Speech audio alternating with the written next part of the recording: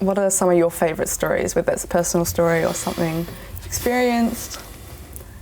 Any story, if you have one. I would love I'm just trying to think what's suitable for public broadcast.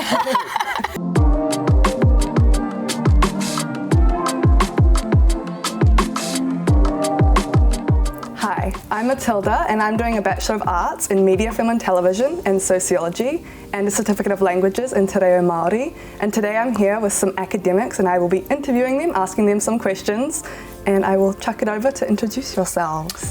Thank you. I am Neil Curtis and I teach Media and Communication. Hi, I'm Sarah Buttsworth. I am a bit undisciplined. I teach history, but I also tap into a whole raft of other things, from film media to literature to fairy tales and back again, so I bounce around quite a lot.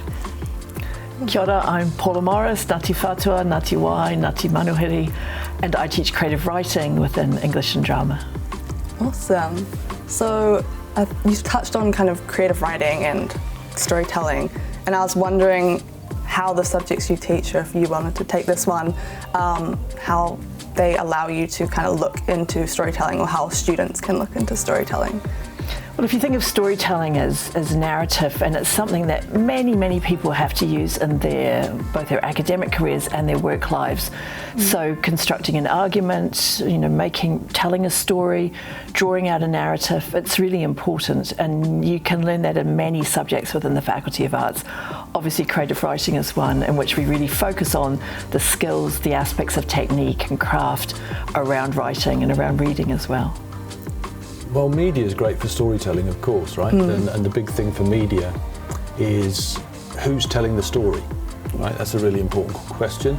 And who's represented in the story and how are they represented, right? So we explore a lot of those sort of cultural and social issues in media studies. And I think students really enjoy that. They enjoy thinking about those questions about who is represented, why they're represented, who's doing the representing, right? These are all questions of sort of social, cultural power, and I think the students really love exploring that. So. We do a similar thing in history, but it's based on looking at evidence, so you can then see as well who's being left out of the story. So people tell stories for particular reasons, and we all tell our own stories in many different ways depending on who we are telling them to. But if other people tell our stories, are they omitting us completely? Do we not have a story?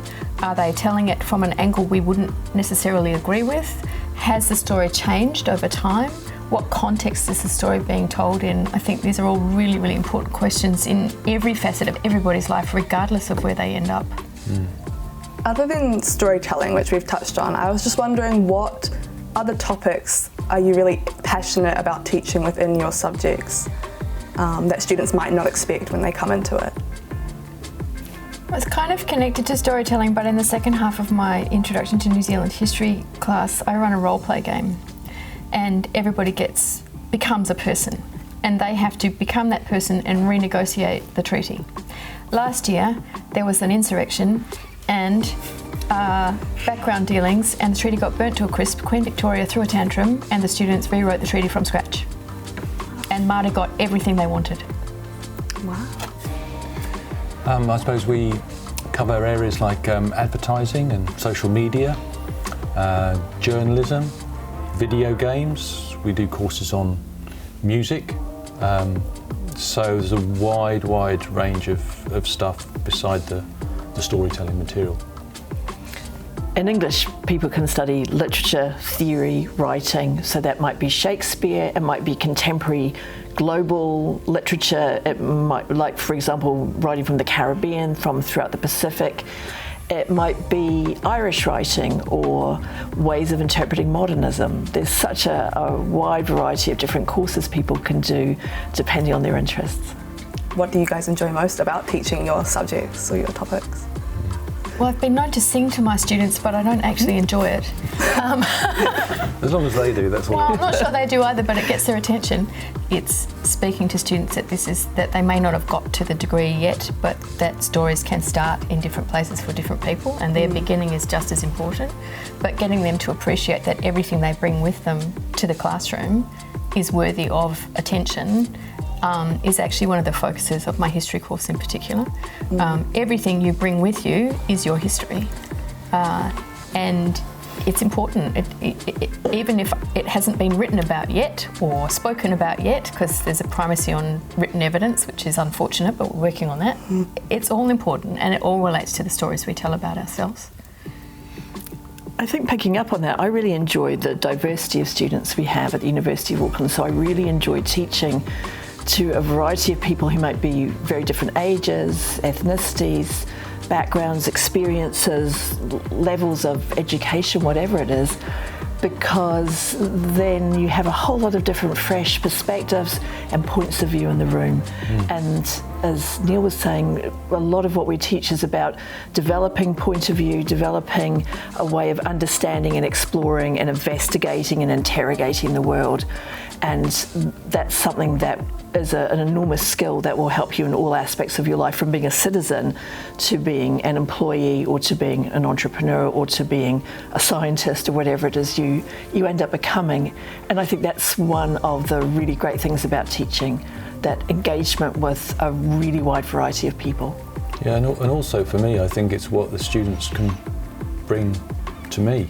Like the fact that I learn so much from students, I really love that. And I happen to teach courses that have quite creative components. So at the moment I'm teaching a course called Comics and Visual Narrative, and all the students have to make their own comic. And they're all completely freaked out at the beginning, and they all claim they can't draw, and I tell them everybody can draw. And just the level of creativity in that class, it just never ceases to astound me. And so that's what I like, being in amongst all of that creativity, and especially from people who think they can't do it and who suddenly kind of produce these amazing pieces of work, you know? I love that. What subjects do you think go well with what you guys teach? Is there anything that kind of you think blends well, goes easily together? That's a really good question, because I do get through creative writing classes at stage 2 and stage 3 people who are doing a wide variety of other majors, which might include something in the sciences as well as something within the arts. And personally, I think at universities, whatever program of studies you put together, something that really expresses your interests, your passions, just what provokes you or inspires you, that's what you should do. And so I could say, well, yes, if you're doing history and writing together, that's really great. But personally, I believe if you're studying writing, that it can inform any subject you're doing. I would just really encourage students to think, what am I really interested in? I don't know if you two agree.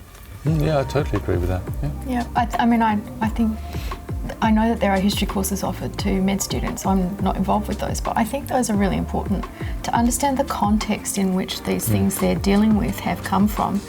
But also, I think any of our courses actually encourage students to think with empathy. And having empathy is really important if you're in medicine, if you're in law, if you are in politics or policy or teaching or whatever it is, that being able to have compassion for other people and to understand that everybody brings a story is important, regardless of whether you are just doing an arts degree or whether you're doing a conjoint with something else, or whether you're doing an arts gen ed paper and fitting it in with a completely different trajectory. I don't think there's any limit on the way that you can work the kind of things that we do into a degree program. What else would you like students to take away from an arts degree? Is there any other specific things that you'd like them to take away? Neil was talking about creativity before, and I think imagination is really key. I think to be able to develop and recognise that everyone has an imagination, everyone has some creativity, and to be able to tap into that rather than just critical thinking, also imaginative thinking, because I believe that's how things are discovered, that's how businesses are created, that's how cures are found. It's people imagining what isn't there. And so I think that's a skill or something we can nurture and help develop in the course of an arts degree. Yeah, I think that's really, really true as well, that idea of creativity and imagination, particularly focused on futures, right? We need to be thinking about the future, and we need to be thinking about alternate futures as well, right? I mean, how to sort of change, progress, alter things. And I think that's really crucial in an arts degree. Again, it goes back to that idea of creativity and imagination, but also critical thinking outside the box, not accepting the way things are, and planning or trying to move towards alternatives. And the arts are fantastic for that. So it's about becoming a kind of a citizen, I suppose. That's what we also teach.